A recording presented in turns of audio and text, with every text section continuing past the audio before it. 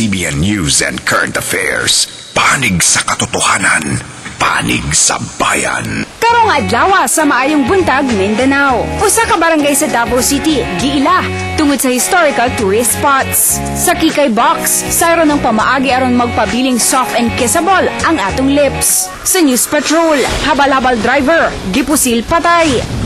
Releasing sa lisensya sa LTO, nagkaproblema kay ang supplier sa mga materyales nila, gibaha. Og mga nasunugan sa kilometer 11 sa Davao City, nakadawat og cash assistance pangtukod sa ilang mga balay.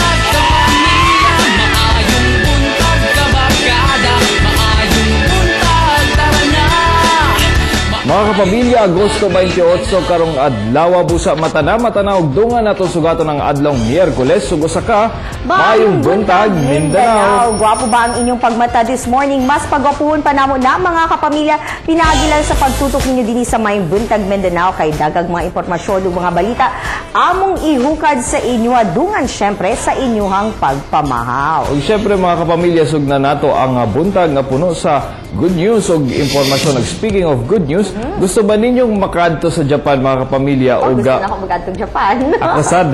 Ug masayran ang ilang kultura ug maambit kanila sab ang atong kultura. Nangimbita man gud nga nasud Japan sa mga Pinoy nga estudyante para sa youth exchange program. Ginapadayon kayo sa Ministry of Foreign Affairs sa Japan ang Genesee 2.0 program sa incorporation gapon ng mga pamilya sa National Commission for Culture and the Arts of the Philippines. 18 ka mga Pinoy students nga nag-edad og 13 to 30 years old ang planong ipadala sa Japan for all expenses paid alang sa 2-week na cultural immersion. Oh, syempre sa mga kapamilya natong interesado, syempre mo apply ana adto lang mo sa www.ph.emb-japan.go.jp.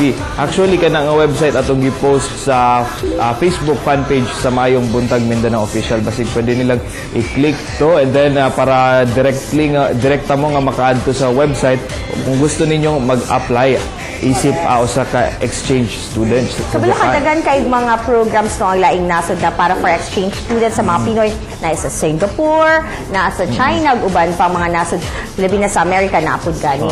Siyempre dili lang ka makalaag mga kapamilya no makadtog laing nasod. At least ma-share sad nimo ang imong kultura sa lain-lain pang mga foreigner o siyempre makat-on sad ka sa ilahang kultura dito sa imong lugar nga adtuan. O kagahapon gani Mitch no nay mga foreign exchange students ni adto din nagpa-courtesy call sila sa City Council kagahapon. So sila na po ang nagtuon sa ato ang daghan sila klase-klase.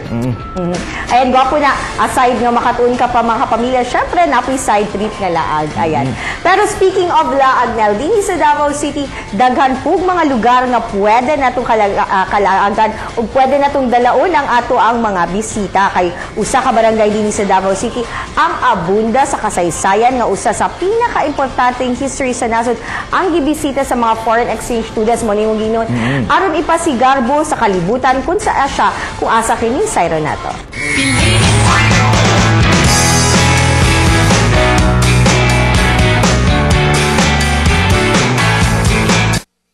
Gibisita sa mga langyang estudyante kining Takunan Public Cemetery sa Mintal, Davao City.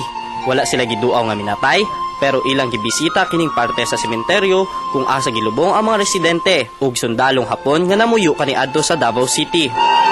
Nailhan ang Barangay Mintal isip Little Tokyo of pre-war Philippines nga buot himuong historical tourist destination sa barangay.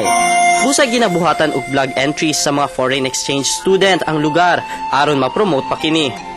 Nalipay ang estudyanteng Hapon nga si Kazumi Yasuda kay iyang nakita ang kontribusyon sa iyang nasud dinhi sa syudad, partikular na sa Barangay Mintal. For me, like as Japanese, like I'm really surprised to be able to learn Japanese history outside Japan, and I'm learning a lot. Usasab sa historical landmark nga makita sa Mintal ang Otakyuzaburo Monument nga makita sa Mintal Elementary School. Pasidungog kini sa usa ka Japanese entrepreneur nga nananom og abaka ug lubi nga mitabang sa Kalambuan sa Tugbok District. Mapasalamaton ang Barangay Mintal sa pagbisita sa mga langyawng estudyante nga gikan sa ISEC, labi na nga ilang gilaumang mamahimo kining modayo pa ang daghang turista tungod sa kaabunda sa kasaysayan niini. In that way, dako-dako ang matabang in terms of economic activity, no? Dako man siya, mas may mutag turista man gud, dako gid siya ikatabang sa komunidad. Sinsero ang mga langyawng estudyante nga ma-promote ang ubang lugar nato dinhi sa Davao City. Pero unta, mas maayo nga kita mismong mga Pilipino ang manguna sa pag-promote sa atong mga tourist destination.